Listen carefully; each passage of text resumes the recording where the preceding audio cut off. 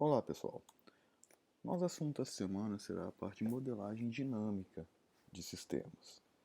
Nessa videoaula nós vamos falar de modelagem dinâmica de uma forma geral e mais especificamente do diagrama de estados, né?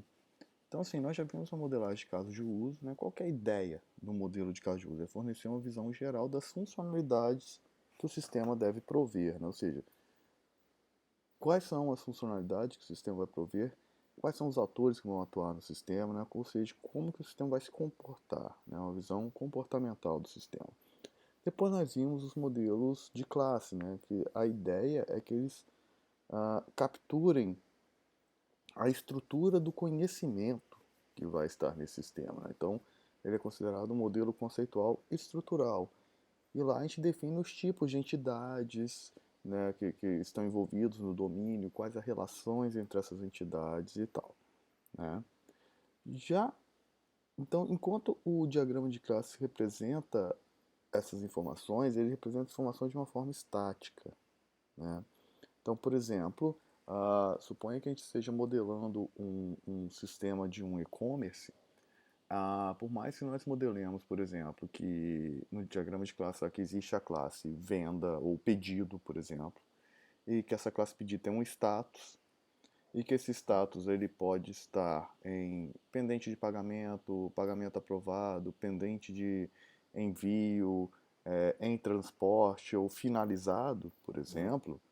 Por mais que a gente modele isso no diagrama de classe, falando que, olha, são esses os possíveis estados, ou seja, o estado de um pedido é uma enumeração que tem esses possíveis valores e tal, o diagrama de classe não nos dá expressividade para representar como que uma classe sai, que essa classe pedido sai de um estado para outro, né? Então, assim, o diagrama de classe ele tem uma modelagem que a gente chama de modelagem estática da informação, né? Então, para representar esse comportamento da aplicação, né, bem como o comportamento dos objetos, né, durante o ciclo de vida dele, nós usamos os modelos de comportamento dinâmico, né? Ah, esses, esses comportamentos, né, que um objeto ah, pelos quais, desculpa, esses estados pelos quais um objeto passa, esse comportamento do sistema, ele é manipulado através de requisições, né? Normalmente essas requisições são explícitas. O que é isso? O que é uma requisição explícita? É uma requisição que é iniciada por um ator ou por uma outra ação externa ao sistema. Então, por exemplo, ah, vamos pensar no caso do pedido, né? O usuário foi lá e clicou em pagar, deu os dados do cartão de crédito e aí clicou em confirmar a compra. Neste momento ele fez uma requisição, né? E essa requisição de finalizar a compra fez com que o pedido fosse criado e fosse criado com status de pendente de pagamento. Aí uma outra ação, né, que seria a ação da operadora do cartão de crédito mandar uma mensagem para o sistema do e-commerce falando que a venda foi aprovada, né, que o pagamento foi aprovado. Essa ação é que geraria, essa requisição é que geraria a mudança do estado de novo do pedido agora para pagamento confirmado. Aí beleza, aí o próximo passo o que, que é? Alguém, ou se for automatizado uma máquina, se for manual, alguém vai chegar, vai separar o pedido para enviar para a transportadora. Quando esse alguém fizer isso, ele vai entrar no sistema, fazer uma requisição e, como resultado dessa requisição, o estado do pedido vai passar para enviado. Então, assim, essas requisições que eu estou falando aqui são o que a gente chama de requisições explícitas. Mas nem sempre a requisição que faz as transformações do sistema são explícitas. Você também tem requisições temporais. O que são isso? São requisições que são iniciadas pela passagem do tempo. Então, por exemplo, suponha que o pedido que foi feito hoje, se você colocou lá pagamento por boleto, se você não pagar o boleto em 10 dias, esse pedido é cancelado. Então, essa requisição de cancelamento é uma requisição temporal, né? Não teve ninguém que foi lá e pediu explicitamente para cancelar. Na verdade, foi o tempo que fez isso. Mas note que essa requisição temporal ela também muda, né? Ela também ah, exerce um comportamento, né? Ela muda um comportamento de um objeto, né? Por fim, você tem a requisição gerada, que essa requisição ocorre quando uma condição de geração é satisfeita. A diferença da gerada temporal é que a temporal é uma gerada onde a condição é temporal, né? A gerada aqui já é uma condição genérica, né? Por exemplo, se o usuário fizer 3 compras seguidas, eu vou transformá-lo em usuário especial, ele vai ter direito a desconto, por exemplo. Então, a condição, quando for satisfeita essa condição de fazer 3 compras, a requisição será feita automaticamente.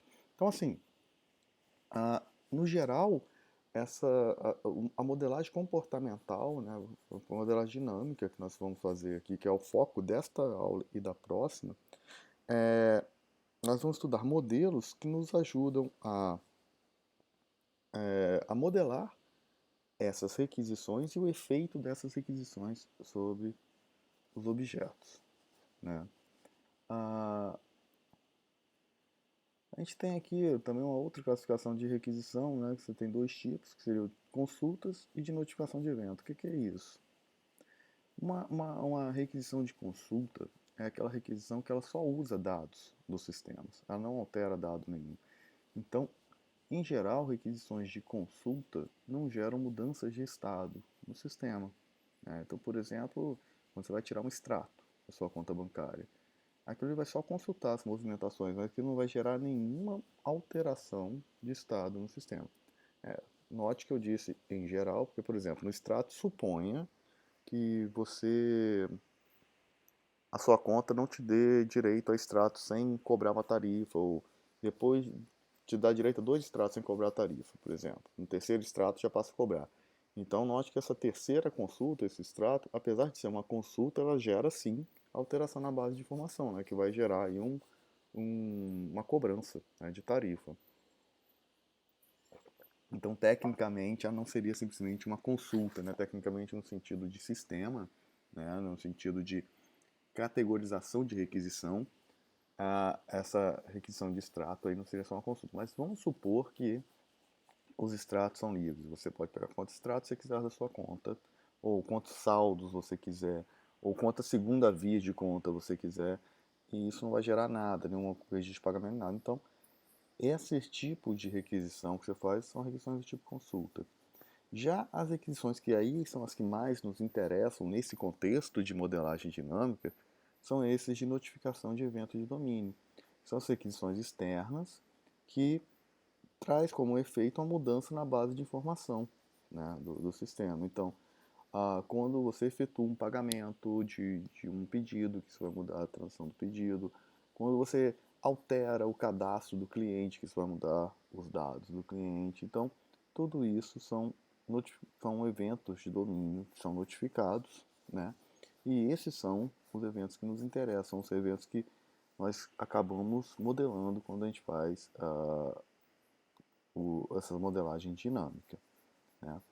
Dentro da UML, a gente tem 3 diagramas principais, né, para fazer essa parte de modelagem dinâmica. Tem o diagrama de gráficos de estado, que é o que a gente vai estudar nessa videoaula, né, que ele descreve os possíveis estados pelos quais um objeto pode passar e quais são as transições e as atividades que fazem com que eles passem de um estado para outro. O diagrama de atividades, que mostra o fluxo, está errado aqui, né, que seria o X, um fluxo de uma atividade para outra no sistema, né, então o diagrama de atividades é para você mostrar como que uma determinada atividade, como uma determinada ação no sistema é feita. Muitos, dois ou 3 alunos vieram tirar dúvidas comigo sobre diagrama de caso de uso, e o erro deles é que eles estavam querendo fazer um diagrama de caso de uso, que na verdade é feito um diagrama de atividades, né? Então, o diagrama de caso de uso deles, eles tentavam capturar, por exemplo, que para cadastrar um cliente, você primeiro informa o nome, depois o CPF, valida o CPF, se o CPF for válido. Então, esse passo a passo de como faz o caso de uso, na verdade, você pode capturar utilizando um diagrama de atividades. O diagrama de caso de uso, na verdade, é só para você exibir quais são os casos de uso e quem usa o quê, né? O comportamento dinâmico do caso de uso, você captura com um diagrama de atividades, ok? E por fim, a gente tem o diagrama de interação. O objetivo do diagrama de interação é descrever como os objetos colaboram entre si, né, numa visão mais interna do sistema, né? Então, o diagrama de integração, de interação mais comumente usado é o diagrama de sequência, né? O diagrama de sequência normalmente eu abordo na disciplina de projeto de sistemas, porque é um diagrama que já depende um pouco mais de uma visão de implementação, né? Então eu deixo mais para a disciplina de projeto, então a gente não vai ver aqui nesse curso, ok? Então vamos lá. Então agora que a gente viu qual que é o objetivo geral da modelagem dinâmica, vamos falar especificamente do diagrama de estados, o diagrama de gráfico de estado. A primeira coisa que a gente entender é o que é um estado, né? O estado, na verdade, é uma situação na vida do objeto durante o qual esse objeto satisfaz alguma condição, realiza alguma atividade ou aguarda algum evento. Então, por exemplo, vamos voltar no nosso exemplo clássico do pedido em um e-commerce, né? Quando o cliente vai e finaliza o pedido, né, esse pedido fica aguardando o pagamento, né? Ele aguarda a ocorrência do pagamento, ele aguarda a, a condição de ter um pagamento aprovado. Então, ele está nesse estado de pendente de pagamento. Quando essa ocorrência acontece, quando esse evento acontece, ele muda de estado. E aí fica aguardando um outro estado, uma outra ocorrência, que é o envio do pacote, né? Então ele fica lá no estado de estar em separação, por exemplo. Aí, pô, acabou de separar e entregou para a transportadora, quando é registrada essa ocorrência, você vem de entregar para a transportadora, o pedido passa para um outro estado, que é o em transporte, né? E vai ficar nesse estado até uma ocorrência de entrega disso para o cliente. Então, nota que o estado, na verdade, é um momento na vida do objeto, e esse momento é caracterizado ou por alguma condição, ou por alguma ocorrência de evento, né? Então, por exemplo, se a gente for pegar um, um estado por condição, por exemplo, vamos pensar pessoas, né? Vamos pensar que a gente tem um sistema de cadastro, sistema de controle de funcionários, e aí o funcionário, quanto à saúde dele, ele pode ter dois estados. Ele pode ter o estado em que ele está saudável, e pode ter o estado em que ele está doente. O que que muda um para o outro? Quando ele satisfaz a condição de não estar acometido de nenhuma doença, ele está saudável. Quando ele está acometido, ele está doente. Ou quando há ocorrência de registro de uma doença para ele, ele está doente. Quando não há, ele está saudável. E por aí vai. Então, essa é a ideia dos estados, né? Então, esses estados não se aplicam a todas as classes do sistema, né?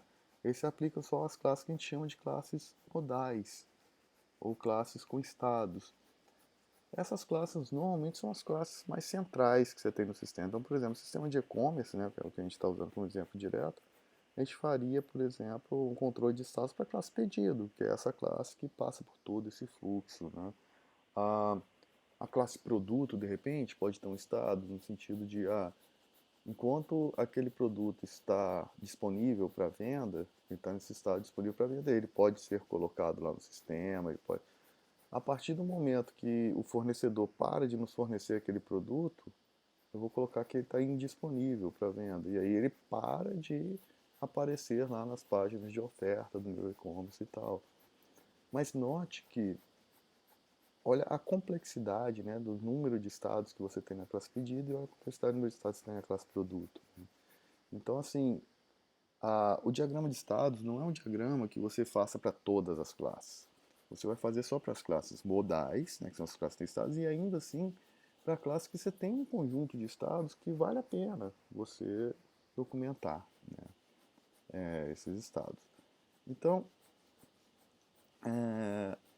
uma primeira coisa que a gente aprende aqui sobre o diagrama de estado é que ele é construído para uma classe modal. Então vamos lá.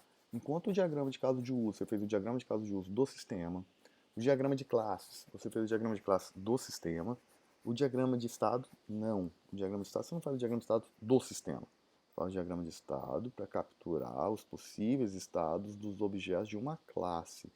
Então, quais são os possíveis estados de um pedido no e-commerce? Ele é criado pendente de pagamento, quando tem pagamento aprovado ele fica pendente de envio, e quando ele é entregue para o transportador ele fica em transporte, quando ele é entregue por cliente ele fica entregue, e quando o cliente chega lá e confirma que recebeu ele fica finalizado, por exemplo. Então, você fez aí o diagrama de estados para a classe modal pedido, né? Uma coisa interessante, né, uma coisa que a gente tem que lembrar, é que todas as instâncias dessa classe têm que se comportar dessa mesma maneira, né? Então, todos os pedidos têm que se comportar nessa sequência que a gente definiu no diagrama de estado. Se tem algum pedido que não está se comportando dessa maneira, das duas, uma. Ou o nosso diagrama de estado não está capturando todos os possíveis estados e transições, ou aquela pretensa instância de pedido não é bem uma instância de pedido, é alguma outra classe.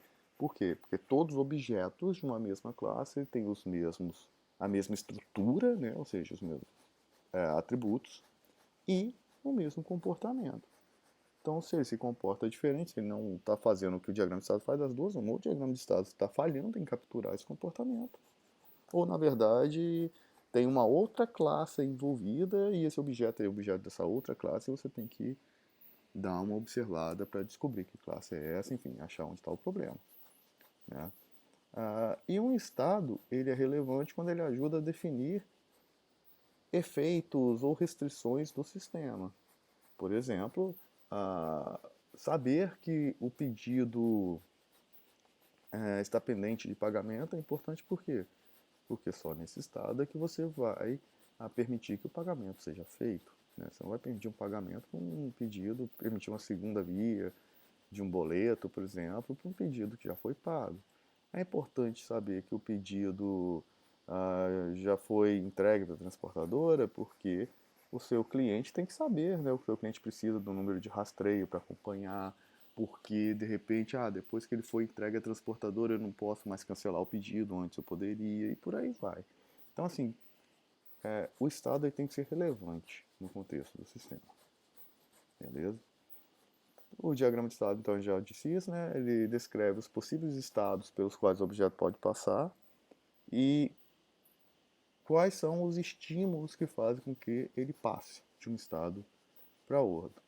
Então, o diagrama acaba especificando a ordem válida pelos quais,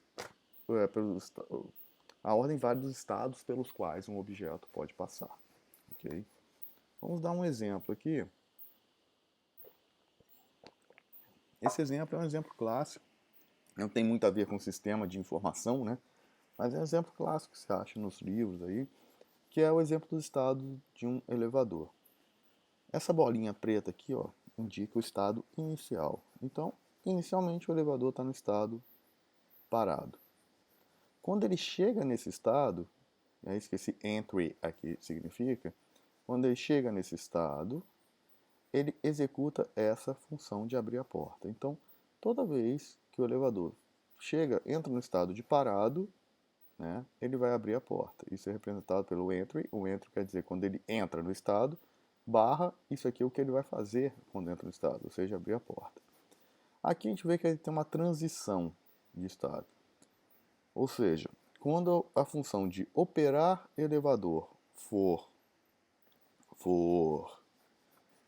executada, né, for solicitada, esse estímulo aqui de operar elevador for disparado e o andar escolhido nesse estímulo for maior do que o andar atual, o que o elevador vai fazer? Ele vai fechar a porta e vai entrar no estado de subindo.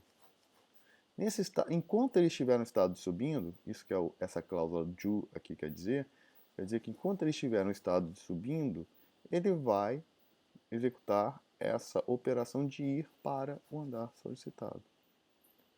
Quando ele chegar no andar, o que vai acontecer? Ele vai voltar para o estado de parado, e aí como ele está entrando nesse estado, ele vai abrir a porta. E ele vai continuar nessa até que o estímulo de operar o elevador ocorra de novo. E aí, se o estímulo de operar o elevador ocorrer e o andar escolhido for maior que o atual, ele vai para o estado de subindo de novo.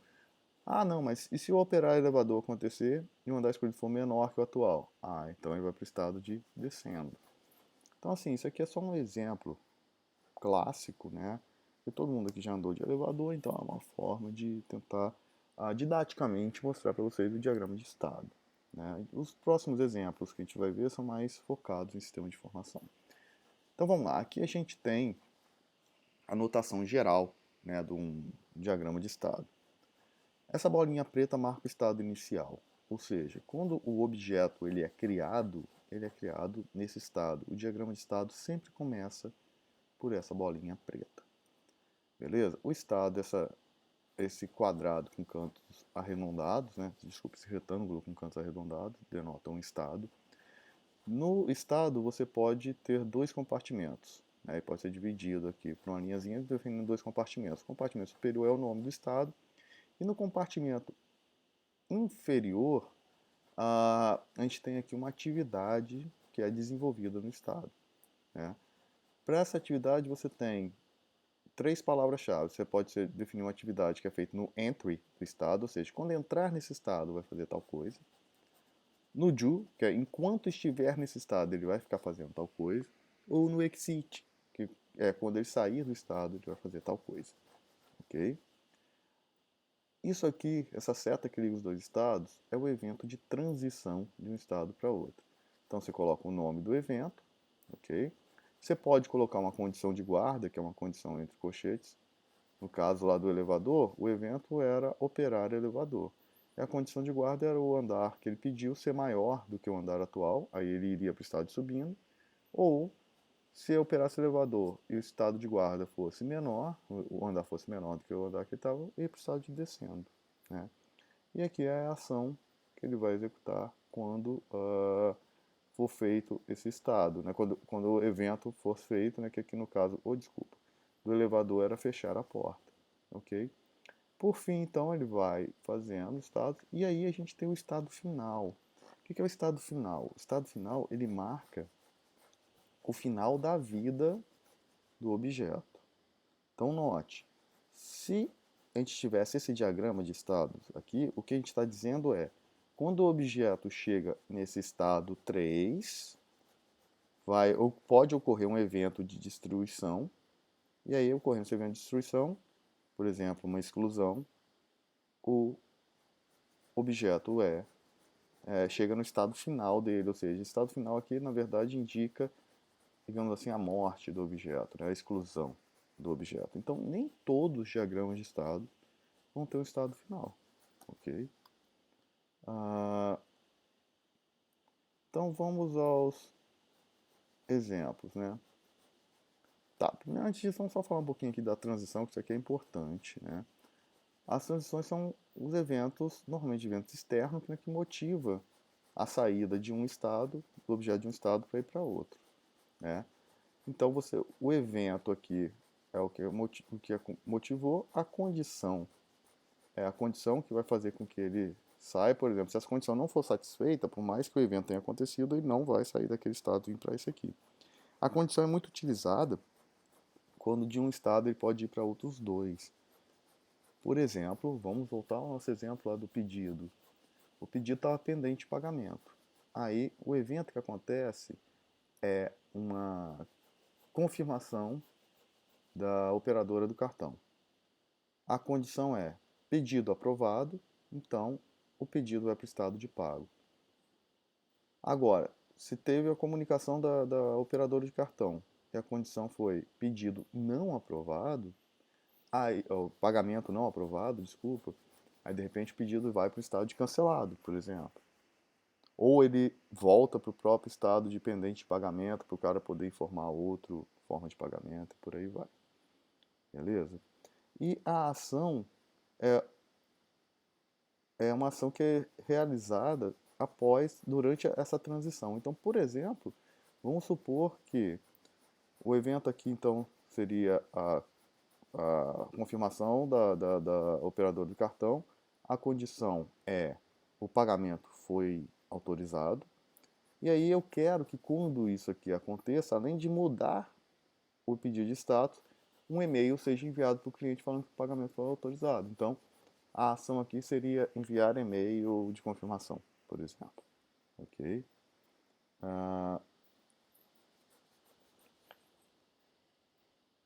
A gente tem também o evento implícito, né? Que é quando a conclusão da atividade, né, do estado de origem já indica o final dele, né? Então, por exemplo, aqui no elevador, note que esse evento aqui, ó, subindo, tem uma atividade que enquanto ele estiver subindo, ele vai para o andar. Ora, a gente tem um evento implícito aqui que é chegar no andar, né? Ele vem para o estado de parado. Então a gente pode fazer uso desses eventos implícitos para modelar. Eu particularmente não sou muito chegado no evento implícito. Eu colocaria aqui, né, a condição, pelo menos, de chegar ao andar, que aí você pega e coloca sem o evento, né, só com a condição de parada. Mas nós temos exemplos aqui, né? A gente vai ver exatamente o que fazer. Uma discussão interessante é essa relação entre ação e a atividade. O que é isso? A ação ela ocorre durante a transição, né? Enquanto a atividade ocorre enquanto o objeto está no estado, né? Então, por exemplo, aqui, ó, a ação de fechar a porta, né, está acontecendo quando ele vai fazer essa transição de parado para subindo, né? Já essa ação de ir para o andar, esse do aqui, é feito durante todo o processo do subindo. Mas a gente tem também as ações que podem ser feitas no entry ou no exit, né? Então, por exemplo, abrir a porta é feito quando ele entra nesse estado aqui de parado. Então, o abrir a porta, se eu colocasse, por exemplo, aqui, ó, na transição, né, que aqui é um evento implícito, né, que é de chegar no andar. Se eu tivesse colocado aqui uma condição, né, de uma atividade, por exemplo, de abrir a porta, daria na mesma, né? Então, a diferença,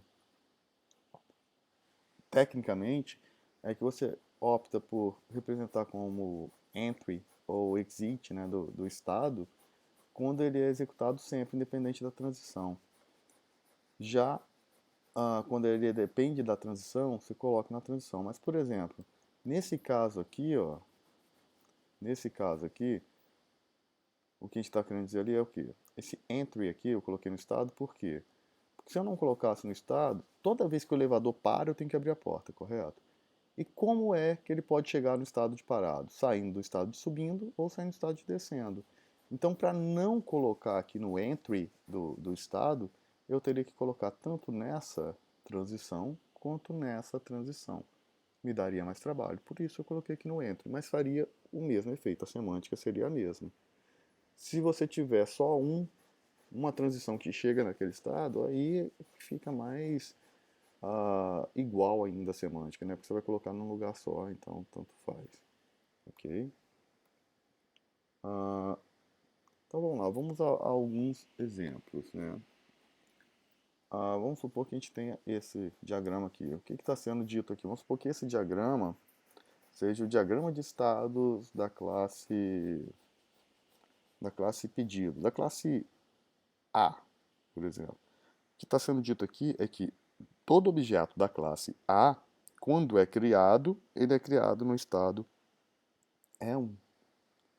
Já aqui, ó, está falando que quando um objeto da classe A estiver no estado E1, acontecer o evento e a condição C for satisfeita, vai ocorrer a ação A e o estado vai passar para o estado o objeto vai passar para o estado E2.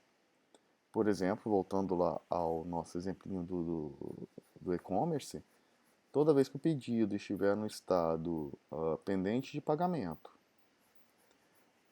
o evento retorno da operadora de cartão de crédito acontecer e a condição pagamento autorizado com sucesso for verdade, então eu vou fazer a ação, por exemplo, de enviar um e-mail de confirmação e o pedido vai sair desse estado de pendente de pagamento para o estado pago, por exemplo, ok?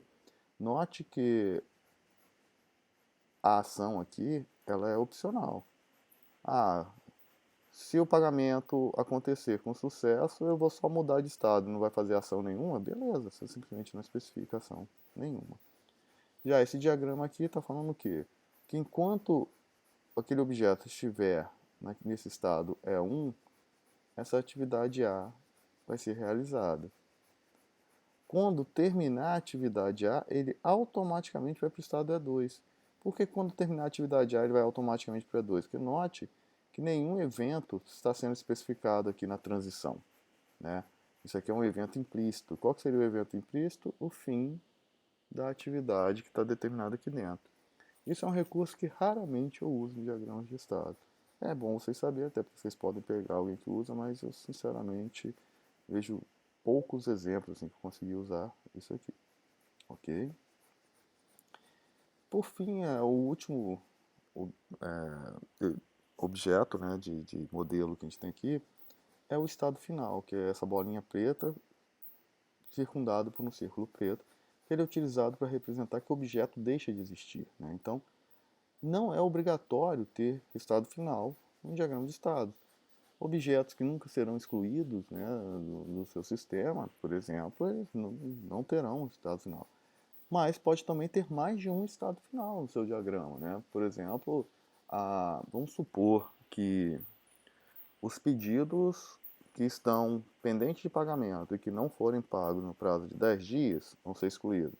Então, você vai ter lá do estado de pendente de pagamento, você vai ter uma transição para um possível estado final. O pedido que... Desculpa. O pedido que não for finalizado, né, num prazo qualquer, vai ser excluído. Mas tem estado final. Vamos supor que você não queira guardar os pedidos que foram cancelados, né? Que o usuário foi lá e cancelou o pedido, eu não vou guardar, não quero ter o histórico de pedido cancelado, eu posso excluir. Então, o cancelado vai ser um estado final, que você vai excluir, enfim, né? Então, no final das contas, essas transições do estado final definem em quais estados o objeto pode ser excluído, beleza? Se o objeto nunca pode ser excluído, você não tem estado final no diagrama, né? Ah, Isso aqui eu já andei falando, né? Na verdade, você vai fazer diagrama de estado para algumas classes do seu sistema, são as classes principais, que elas possuem comportamento variável no tempo, né? Ou seja, ela se comporta diferente de acordo com determinadas condições, né? Determinados eventos que ocorram no sistema. Em geral, você só faz diagrama de estado para quando é possível identificar pelo menos 3 estados, né? Quando você só tem 2 estados, por exemplo, fica meio exagerado você ter que fazer um diagrama de estado para isso. Você representa isso, você documenta isso em linguagem natural mesmo, porque vai ser uma frasezinha só, não vai ter tanta ambiguidade assim, enfim, né? Então, como identificar as transições entre o estado? Primeira coisa que você tem que pensar é, dado o estado, para quais outros estados ele pode passar, né? E qual o evento que acontece, né, para que isso ocorra. Então, por exemplo, o pedido está lá pendente de pagamento. Para quais estados ele pode passar? Se ficar 10 dias sem ter pagamento, ele vai para o estado de cancelado. Beleza, então eu vou ter o estado de cancelado e eu vou ter uma transição, né, do estado de pendente de pagamento para cancelado. Se receber o retorno da operadora de cartão de crédito falando que o pagamento foi confirmado, ele vai para o estado de pago. Beleza, então já temos outro estado, outra transição. Se o retorno da operadora de cartão de crédito for que o pagamento não foi autorizado, aí ele volta para um estado de solicitação de alteração de forma de pagamento, por exemplo. Opa, então temos outro estado, outra transição e por aí vai, beleza? Então, como exemplo aqui, eu desenvolvi um exemplo da locadora de automóveis, né? O que que é esse locador de automóveis? Sistema de locador de automóveis é um sisteminha simples, que a gente tem aqui esses 4 casos de uso, né? Sendo que, no caso de uso, negociar carro, a gente tem dois fluxos de evento, né? Tem um fluxo de evento de comprar carro e de vender carro. No caso de uso de efetuar manutenção de carro, você tem enviar carro para manutenção e liberar carro para uso. Então, aqui você registra quando a locadora comprou e quando a locadora vendeu o carro. No efetuar manutenção, você tem um caso de uso para pegar e tirar o carro de circulação, né? Falando, esse carro vai para manutenção agora. E aí, quando o carro volta da oficina, tem um outro caso de uso para liberar o carro para uso. O transferir carro, na hora que suponha que o seu cliente vai pegar o carro em Colatina, né? Mas vai devolver em Vitória. Então, quando ele pegar em Colatina, você vai chegar e registrar aqui no transferir para outra localidade que ele vai devolver em Vitória. Quando ele devolver em Vitória, você vai registrar aqui que você recebeu o carro vindo de outra localidade, que era esse de Colatinos. Para quê? Para você saber onde o carro está em cada momento, né? E por fim, o caso de uso de efetuar a locação, que tem os fluxos de efetuar nova locação, quando o cliente vai e loca o carro. Estender a locação, o cliente locou o carro por 3 dias, ele quer ficar com o carro mais 2 dias, ao invés de fazer uma nova locação, ele pode estender aquela que já foi feita. O retirar o carro, que é para registrar que o cliente foi lá e de fato pegou o carro e saiu com ele, porque na hora que ele efetua a locação, por exemplo, hoje eu posso efetuar uma locação para partir de sábado até segunda-feira, por exemplo. Mas aí no sábado, quando eu retirar o carro, tem que registrar lá que retirei o carro. O devolver carro, que é quando o cliente entrega o carro de volta. E o reportar defeito em carro, que é quando durante uma locação o cliente tem algum defeito no carro, aí ele reporta esse defeito e o carro é substituído. Beleza? Então, é, dado esse diagrama aqui, né, de caso de uso, essas funcionalidades que a gente discutiu, eu posso, por exemplo, fazer um diagrama de status da classe carro, né, falando da disponibilidade do carro, né? Então, todo carro, quando ele é cadastrado no sistema, ele é cadastrado no estado de em preparação, ok? Se eu executar o caso de uso, né, o evento aqui, ó, liberar carro para uso, ele sai do estado de em preparação para o estado disponível. Note que liberar carro para uso é um dos fluxos aqui, ó, do caso de uso de efetuar manutenção em carro, né? Então, se ele executar esse fluxo aqui, ó, desse caso de uso, o carro vai sair de em preparação para disponível, né? O carro está disponível lá para locação, beleza? Se alguém executar o fluxo de enviar carro para manutenção sobre esse carro, o carro volta para o estado de em preparação. Enviar carro para manutenção é outro fluxo aqui desse caso de uso. Mas, se o carro está disponível e ele é alugado, desculpa, eu falei besteira quanto ao transferir para outra localidade. Transferir para outra localidade que, na verdade, não é que o cliente alugou e vai entregar em outra. É quando, por exemplo, um cliente de Colatina quer alugar um carro e esse carro não existe na locadora de Colatina, mas existe no locador de Vitória. A locadora de Colatina pede para a de Vitória enviar o carro lá para Colatina. Então, aí a locadora de Vitória está com o carro disponível, ela vai entrar executar o fluxo de transferir carro para outra localidade, que é esse fluxo aqui, ó, do caso de uso de transferir carro. E aí o carro vai ficar em trânsito. Quando a locadora de Colatina receber o carro, ela executa o fluxo de receber carro vindo de outra localidade para registrar que ela recebeu, e aí o carro fica em preparação. Que a locadora vai olhar se o carro está tudo certinho mesmo. O carro está tudo certinho? Ele fica disponível. O cliente chegou para retirar o carro passa a estar em uso, né? Ou seja, note que o retirar carro também é um fluxo desse caso de uso aqui, ó, de efetuar locação. Aí o carro está em uso. O cliente acabou a locação, ele devolveu o carro volta a estar em preparação. Quando Ou seja, o que é esse em preparação aqui? A locadora vai olhar se o carro tá tudo certo e tal. O carro tá tudo certo, o cara vai entrar, cara da locadora vai entrar em liberar carro para uso, o carro volta a ficar disponível e por aí vai, beleza? É, note que aqui a gente tem um estado final que é o vender o carro.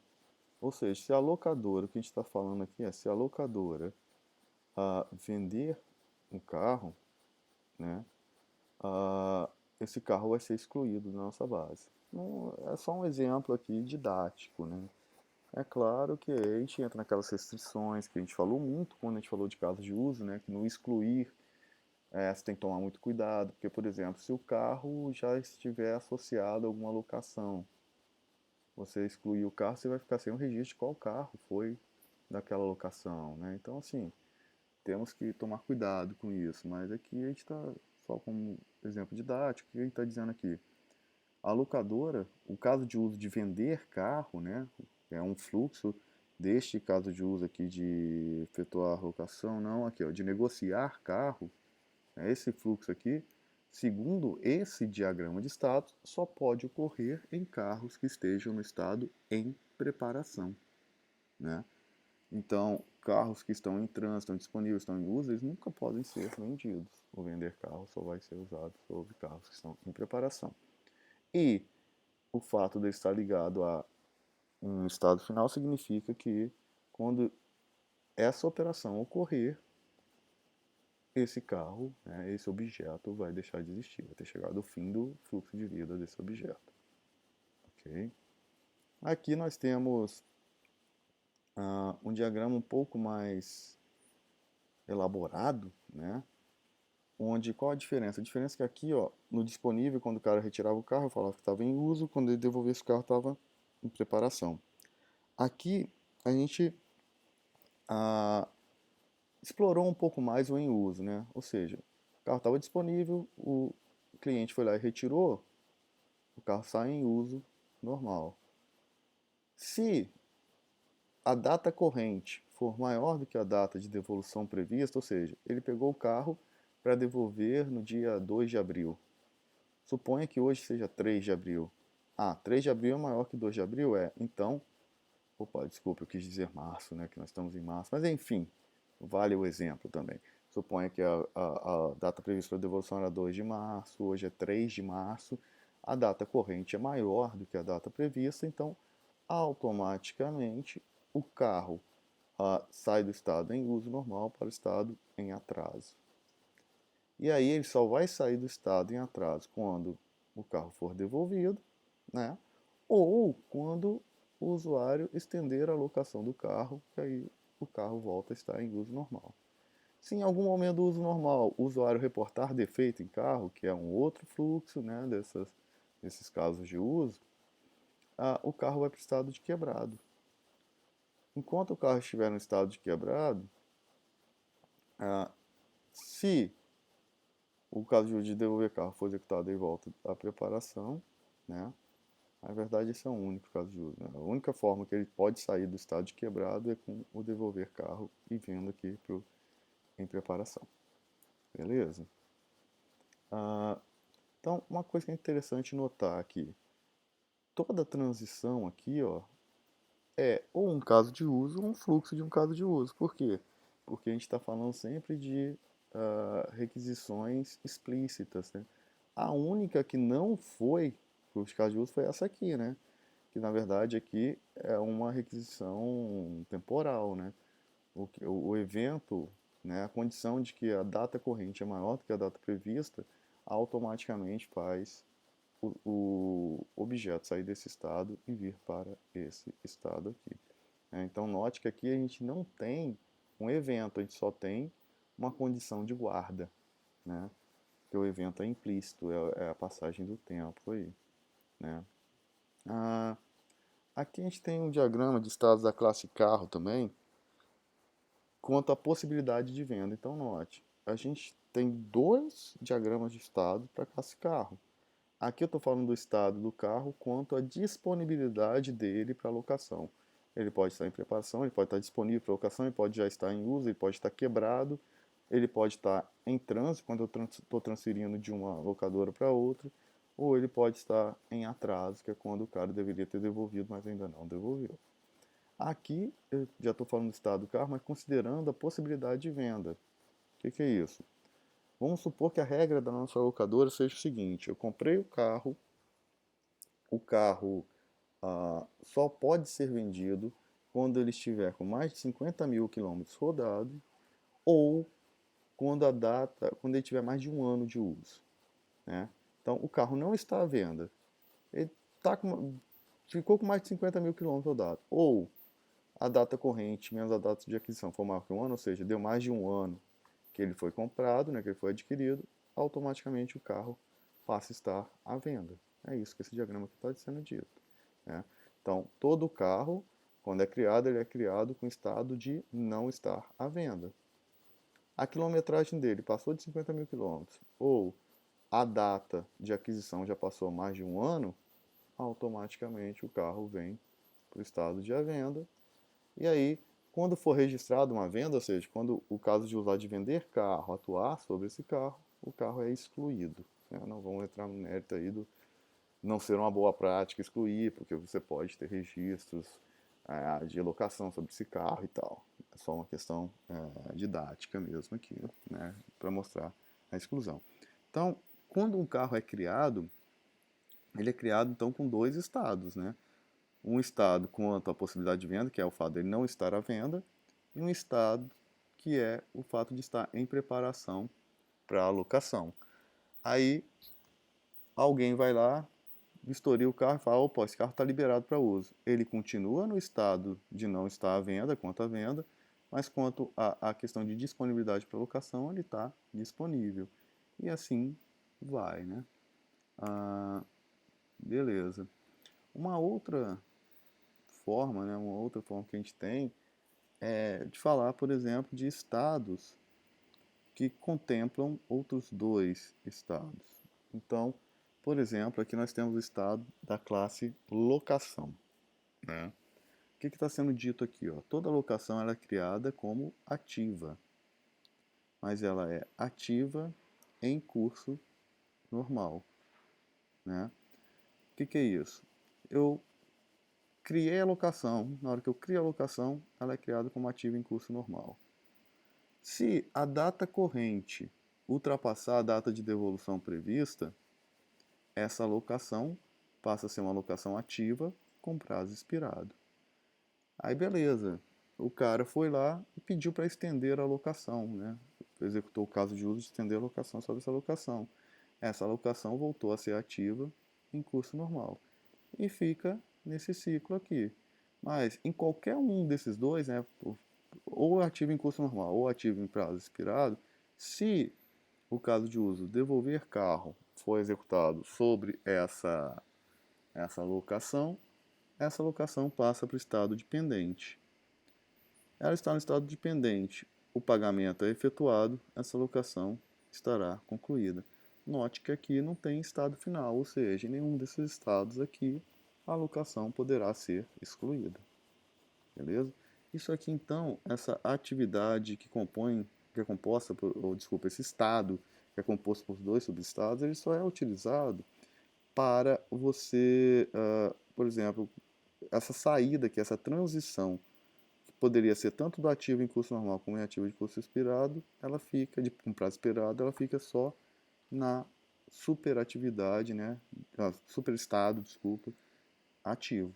Né? Seria a mesma coisa aqui se eu pegasse, por exemplo, não usasse superestado ativo, falasse, ó, aqui o estado é ativo em curso normal, aqui é ativo com prazo expirado. E aí eu colocasse uma seta aqui, ó, se devolver carro, o carro fica pendente, se devolver carro, o carro fica pendente. O carro, não, desculpa, a locação fica pendente. Então eu poderia eliminar esse superestado aqui, né? E mudar os nomes aqui dos dois estados internos, para ao invés de só em curso normal seria ativa em curso normal, e aqui seria ativa com prazo expirado.